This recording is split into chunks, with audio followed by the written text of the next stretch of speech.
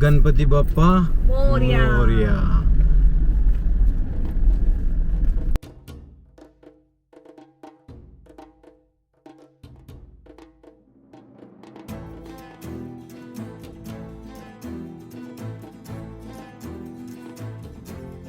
Bunk bed में कितने सारे लोग छोटे से एफए में मस्त सोते हुए जा रहे हैं। ये भी एक ऐसी लाइफ है इन लोगों की, आराम से सो रहे हैं।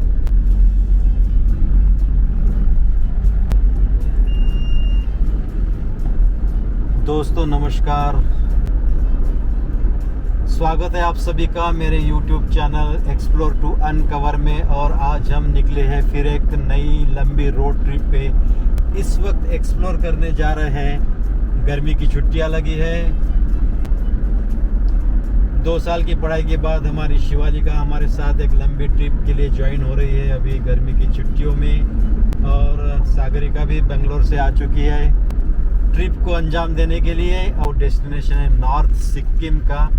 इस वक्त सिक्किम को हम एक्सप्लोर करेंगे। अपने साथ आप भी बने रहिए और वीडियो को पूरा देखिए, अंत तक देखिए और एक्सप्लोर कीजिए हमारे साथ साथ नॉर्थ सिक्किम की वादियों को।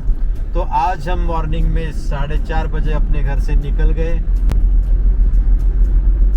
1.25 घंटे का सफ़र हो चुका है। 100 किलोमीटर के ऊपर हमने फासला तय कर लिया है। सवेरे सवेरे निकलने का ये एक फ़ायदा होता है कि डिस्टेंस अच्छी तरह से हम कवर कर सकते हैं। नागपुर को बाईपास करके हमने रिंग रोड से, आउटर रिंग रोड से मनसर की ओर निकल रहे अभी। तो जैसा कि आप जानते हो डेस्टिनेशन आज का हमने लगाया है मुगल सराय, जो कि 820 किलोमीटर का गूगल बताता है हमारे होम टाउन वर्धा से। और 15 घंटे का सफ़र होने वाला है। और हम अभी निकलने वाले हैं पेंच की कॉरिडोर से, जो पेंच प्रोजेक्ट है, वाइल्ड लाइफ सेंचुरी है। उसमें से जो उस सेंचुरी से जो नेशनल हाईवे नंबर 44 जाने वाला है, उसी से हम निकलने वाले इस वक्त। डॉल्फिन हमारे साथ है। डॉल्फिन हमारा सारथी बन के हमें ले जा रहा है आज।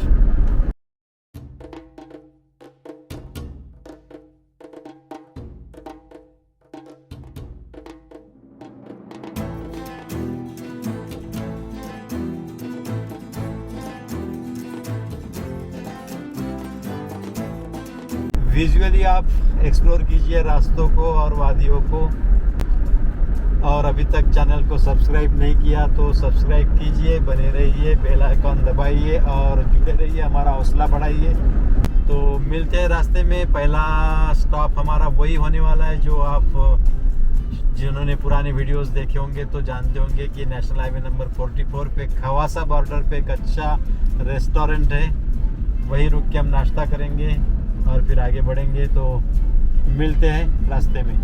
जो लोग वर्धा से पेंच की ओर आते हैं, मनसर की ओर आते हैं NH 44 से, कि सिर्फ 110 किलोमीटर का फासला हम तय करते हैं। वर्धा से निकलने के बाद 3 टोल हमें देना पड़ता है 110 किलोमीटर में। पहला टोल होता है वडगांव के पास, जहाँ पे 100 रुपये हमें देने होते हैं। उसके बाद हम ring road, outer ring road जो है नागपुर का, वहाँ पे हुडकेश्वर के आगे जो टोल बना है वहाँ पे 150 रुपये देते हैं। और उसके बाद मनसर की ओर जाते हैं तो तीसरा टोल पड़ता है हमें, वहाँ पे 160 रुपये देने होते हैं। तो कुल मिला के हमने अभी तक डिस्टेंस कवर कर लिया है सिर्फ 110 किलोमीटर। और 110 किलोमीटर में कुल टोल दिया है हमने 410 रुपये, यानी 1 किलोमीटर के पीछे 4 रुपये टोल दे रहे हैं हम। समृद्धि एक्सप्रेस हाईवे पर भी इतना टोल नहीं है, किसी जगह पे इतना टोल नहीं पड़ता है, लेकिन 110 किलोमीटर के लिए 410 रुपये देना, ये कहाँ की बात है।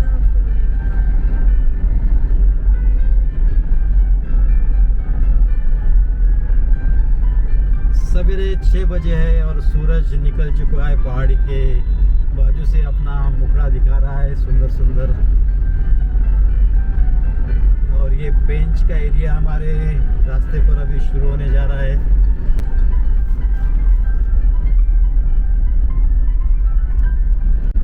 अभी अभी मैंने कहा था 110 किलोमीटर में हमने 3 टोल दिया है, 410 रुपये कुल मिला के, और सिर्फ 20 किलोमीटर हम अभी आगे आए हैं नेशनल हाईवे नंबर 44 पे पेंच कॉरिडोर की ओर।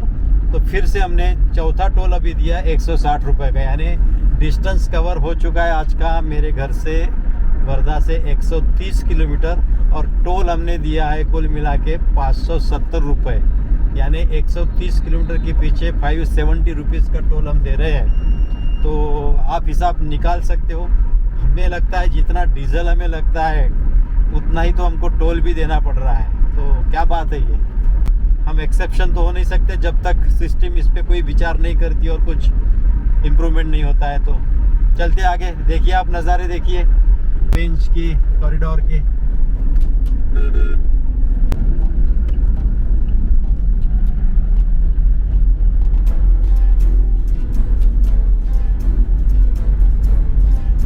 आज का रूट हमारा होने वाला है सिवनी, अभी नागपुर के बाद सिवनी, सिवनी से जबलपुर, जबलपुर रेवा, रेवा से फिर मिर्ज़ापुर, मिर्ज़ापुर से मुगल सराय, और आगे का जो रूट रहने वाला है सिलीगुड़ी के लिए वो फिर मुगल सराय से आगे वाया पूर्णिया जाने वाले हैं। तो देखते हैं रास्ते कैसे होते हैं और कैसे सफ़र होता है। इस वक्त हम जा रहे हैं पेंच ग्रीन कॉरिडोर से, देख सकते हो आप, ये एक NH44 का बेहद खूबसूरत सुंदर रास्ता है।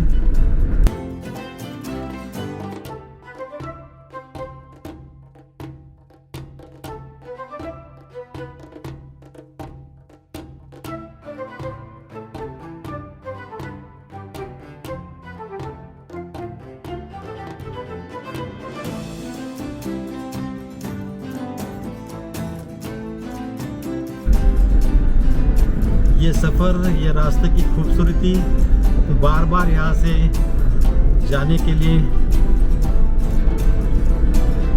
प्रेरणा देती है, सफ़र करने के लिए प्रेरणा देती है। हमारे पास सिलीगुड़ी जाने के लिए वर्धा से 2-3 ऑप्शन थे, लेकिन ये एक ऑप्शन, एक बेहतरीन ऑप्शन है, एक सिक्योर्ड, एक अच्छा सफ़र होने वाला और एक सुरक्षित रास्ता है ये, इसलिए हमने इसको चुना है। जाते वक्त, आते वक्त शायद हम दूसरे रास्ते से आएंगे। तो फिलहाल इसकी खूबसूरती का लुत्फ़ उठाते हैं।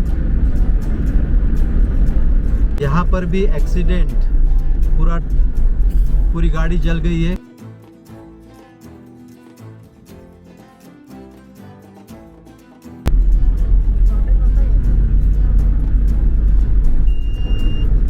तो इतने शांतिपूर्ण वातावरण में सुरक्षित रास्तों पर भी दुर्घटनाएं हो ही जाती है, ज़्यादातर इंसानी गलती के कारण ही।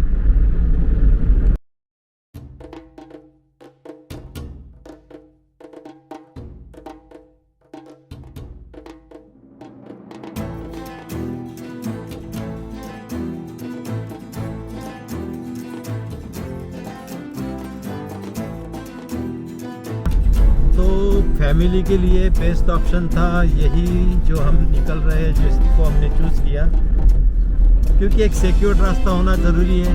हो सकता है देर रात तक हमें ट्रैवल करना पड़े इन रास्तों पर, तो ऐसे समय हमें चूज़ करना होता है एक सिक्योर्ड रास्ता।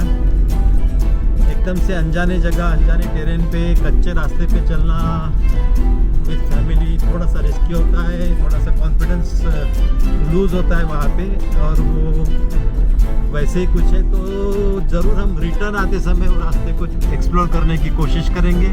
फ़िलहाल हमें सफ़र तय करना है जल्द से जल्द, कम समय में ज़्यादा सफ़र, इसलिए हमने इस रास्ते को चुना है। देखते हैं, इसको एंजॉय करते हैं फिर, क्योंकि ये भी हमारा वाराणसी तक तो हमारा सफ़र किया हुआ रास्ता ही है, लेकिन आगे का हम फर्स्ट टाइम इस रास्ते पर भी सफ़र करने वाले हैं जो सिलीगुड़ी जाना है। तो वेस्टर्न पार्ट ऑफ इंडिया या महाराष्ट्र से हमें जब भी सिलीगुड़ी जाना है तो हमें, या फिर नॉर्थ ईस्ट जाना है, मेघालय, अरुणाचल, सिक्किम, कहीं भी जाना हो तो हमें सिलीगुड़ी पहले जाना होता है। तो इस वक्त हम टारगेट लगा के चल रहे हैं सिलीगुड़ी का। देखते हैं कहाँ तक तय कर सकते हैं। तो आप बने रहिए, अंत तक वीडियो को देखिए, चैनल को सब्सक्राइब कीजिए और विजुअली हमारे साथ जुड़ने के लिए जुड़े रहिए। ब्रेक का इंतज़ार करते करते दोनों शायद सो गए हैं, क्योंकि हमें रुकना था मिडवे ट्रीट पर, लेकिन 190 किलोमीटर का जर्नी क्रॉस करने के बाद में जब मिडवे ट्रीट आया तो मिडवे ट्रीट हमने पाया उसको बंद, और इसलिए हमें आगे निकलना पड़ा, वरना थोड़ा सा फ्रेश वगैरह होके फिर आगे बढ़ते थे। लेकिन अभी इस रास्ते पर कोई अच्छा सा ढंग का होटल नहीं मिल रहा ब्रेक के लिए। सिवनी हम आ चुके हैं, सिवनी में ही अभी ब्रेक लेना पड़ेगा। देखते हैं, थोड़ा सा फ्रेश होके चाय नाश्ता करके फिर आगे बढ़ेंगे। 210-215 किलोमीटर का ट्रैवल करने के बाद में फिर अब इलाज नहीं चारा नहीं, एक छोटे से ढाबे पे रुक गए, क्योंकि फ्रेश होना ज़रूरी था, बच्चों को नाश्ता भी करवाना ज़रूरी था। अब सामने कहाँ तक अच्छा ढाबा मिलेगा नहीं मिलेगा कोई गारंटी नहीं, इसलिए जो दिखा जो मिला उस पर रुक गए। तो सफ़र में यही होता है, कुछ चीज़ें मिस हो जाती है, कुछ प्लान के मुताबिक नहीं चलती। जैसे भी समय आता है, जैसे भी रास्ता सफ़र कटता है, उस हिसाब से एकोमोडेट कर लेना पड़ता है। ऐसे देसी खटिया पे पड़े रहना थोड़ी देर के लिए कितना सुकून और मस्त लगता है। रास्ता एकदम टार रोड है, एक्सलेंट कंडीशन में है। तो कंपैरेटिवली सीमेंट कंक्रीट रोड से ये जो टार रोड होता है, डाबर का रोड, वो काफ़ी अच्छा स्मूथ चलती है उस पर गाड़ी।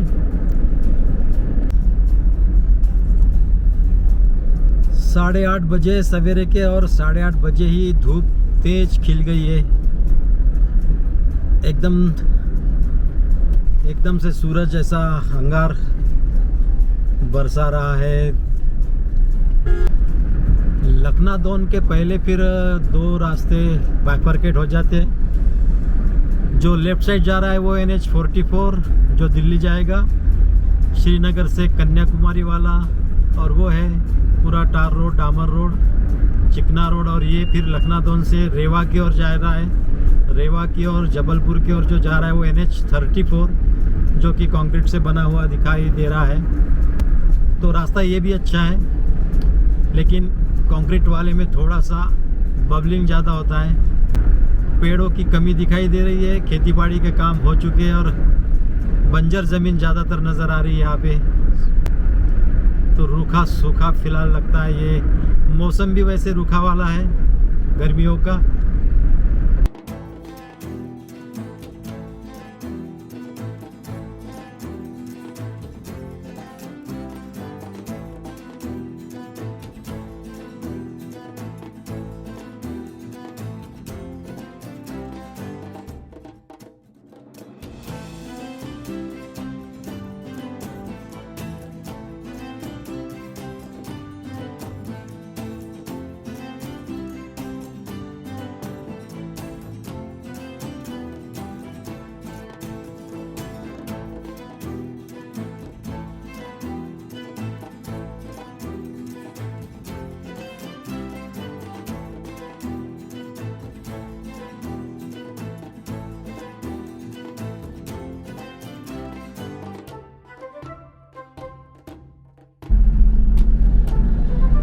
जबलपुर आ रहा दोस्तों, नर्मदा के तट पर से, नर्मदा के ओवर ब्रिज से हम लोग अभी पास हो रहे हैं। तो नर्मदा जी का आज का दर्शन,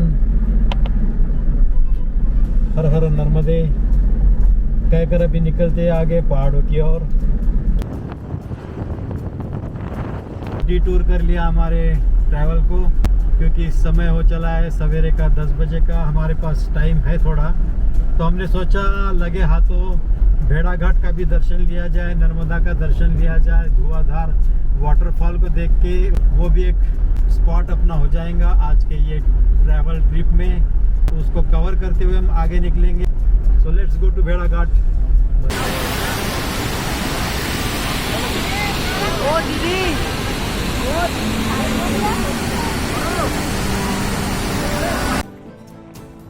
तो आ गए हम भेड़ाघाट में। ये सारी मार्बल्स की दुकानें।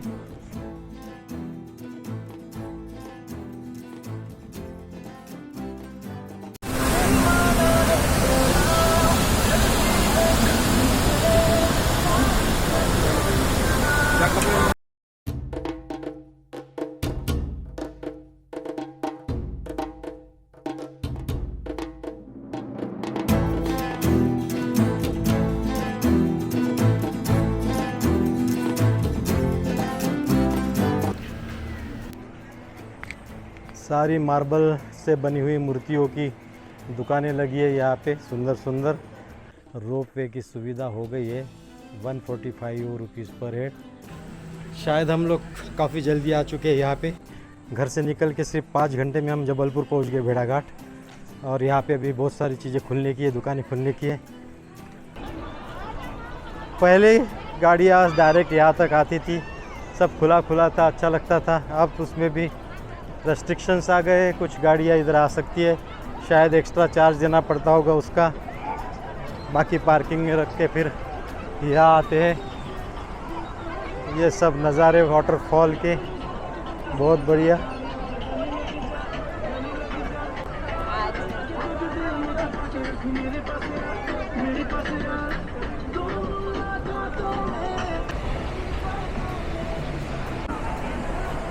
तो ये नर्मदा प्रपात।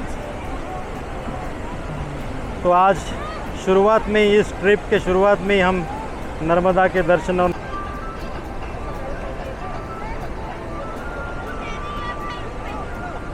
शिवालिका।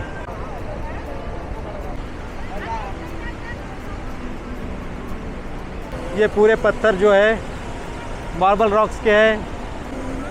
और अभी गर्मी का मौसम है, मई महीना शुरू है, फिर भी प्रपात देखिए किस तरह से है। यहाँ पे पानी का बहाव किस तरह से है, बहुत अच्छी तरह यहाँ पे प्रपात को देखने को मिलता है। और सवेरे 4 बजे हम अंधेरे में निकलते हैं अपने घर, अपने होम टाउन से पहाड़ों की ओर जाने के लिए। पेंच कॉरिडोर का सुंदर सा रास्ता पार करते करते मिड स्ट्रीट में जाकर नाश्ता करने का हमारा सपना अधूरा होता है। धीरे धीरे समय और रास्ता गुजारते गुजारते हम पहाड़ों से कहीं पहले मुड़ जाते हैं नदियों की ओर और पहुँचते हैं नर्मदा के तट पर भेड़ाघाट में। और आज का पहला मुकाम हो जाता है जबलपुर वाटरफॉल धुआंधार। और इसके बाद फिर हम निकलेंगे पहाड़ों की ओर। तो पहाड़ों के नज़ारे देखने के लिए बने रहिए हमारे साथ। मंजिल तो निश्चित ही सुहानी है। रास्ता भला ही सूखा रूखा लगता था, लेकिन जब सुहानी मंजिल हो तो रास्ता भी अपने आप सुंदर सा लगने लगता है। और हम मंजिल पर खूबसूरती के पहाड़ों पे पहुंच ही जाते हैं। अनप्लान्ड डेस्टिनेशंस में ये एक एडिशनल डेस्टिनेशन हो गया। तो सब लोग बड़ी खुश है कि नर्मदा कौवा स्नान क्यों ना हो, लेकिन नर्मदा अपने सर पे नर्मदा का पानी उछाल के अपने आप को थोड़ा सा अच्छा महसूस कर रहे सब लोग। तो मज़ा आ गया। धीरे धीरे चल रहे हैं 90 के स्पीड में। दोपहर का समय हो चुका है, 12 साढ़े 12 बजे अभी। और कटनी पहुंचने में एक 20-25 मिनट का टाइम लगने वाला है। महाराष्ट्र छोड़ के हमें एमपी में चल रहे फ़िलहाल। तो एमपी के बाद यूपी लगेगा, यूपी से फिर बिहार, बिहार के बाद वेस्ट बंगाल, वेस्ट बंगाल से फिर आगे सिक्किम। तो देखते हैं कहाँ तक हम गाड़ी ले जा सकते हैं। क्या हम नॉर्थ सिक्किम में अपनी गाड़ी से घूम सकते हैं? कहाँ कहाँ परमिट लगता है, गाड़ी के लिए परमिट मिल सकता है या नहीं, ये सब बातों को हमें देखना है आगे चल के। तो वीडियो को अंत तक देखिए। अगर आपको ट्रैवलिंग का अनुभव लेना है तो विजुअल ट्रैवल हमारे साथ कीजिए। और सिक्किम जो कि हेवन ऑन अर्थ कह सकते हैं, ऐसा माना जाता है, कहा जाता है। तो हम अपने आँखों से उसका अनुभव करने जा रहे हैं। तो आप भी हमारे माध्यम से देखिए। पहाड़ों में जिस तरह मौसम घड़ी घड़ी बदल जाता है आजकल, वैसे प्लेन्स में भी मौसम बदलने लगा। अभी थोड़ी देर पहले इतनी धूप, इतनी गर्मी थी, एक झटके में पूरा मौसम ही बदल गया। देखते देखते साथियों देखो कैसे बूंदाबांदी होने लगी। भरी दोपहर में, भरे धूप काले में बारिश शुरू हो चुकी है यहाँ पर। जब भी हम नॉर्थ साइड जाते हैं ना, तो एक बात नोट की, हमेशा बारिश तो एक ना एक दिन मिलती है। पहाड़ों से पहले ही हमें पहाड़ों का अनुभव होने लग जाता है। चैनल को सब्सक्राइब कीजिए और जो भी एक्सपीरियंस होता है उसे जानने के लिए हमारे साथ जुड़े रहिए।